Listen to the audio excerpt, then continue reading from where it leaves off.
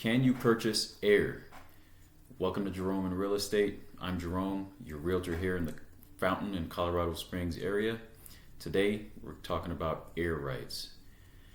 All right, so air rights are basically, it'll cover a couple of things, right? It covers the right to use or occupy empty space, okay?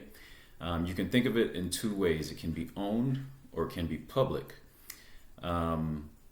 There's one type that's navigable airspace, right? So this technically is owned by the public and it's controlled by the FAA, the Federal Aviation Administration, right? We all kind of knew that already, but who really thinks about it? Now the second type is what I'm going to be talking about, which are air rights in real estate, right? Now we're not talking about, bottling up the air and selling it on Amazon or something like that. We're talking about development rights, right, to the empty space, development rights to that empty space over land.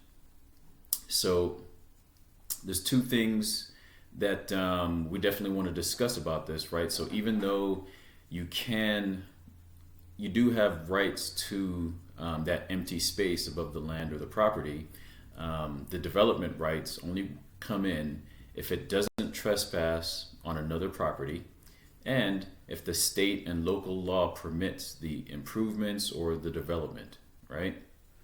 So if you really think about it, just like landowners, when they buy a plot of land, they pretty much are going to have the development rights to put a property on that plot of land, okay?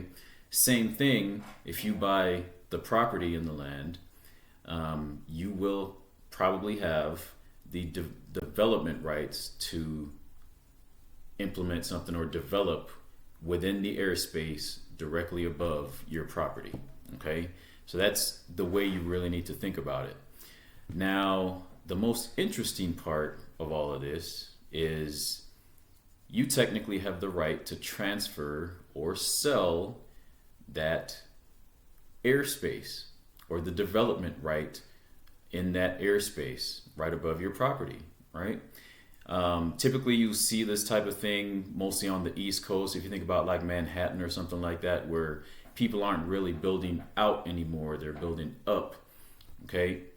If somebody's got like a one-story building or something like that, and there are, developments going up to either side, that one-story property, all of a sudden, they might start looking pretty good because the buildings to either side might want to use the space right above that one-story building for something. It could be balconies, it could be whatever, right? And all of a sudden that little rinky-dink one-story building now has the right to sell to the bigger developments on either side so that they can use that landowner's airspace.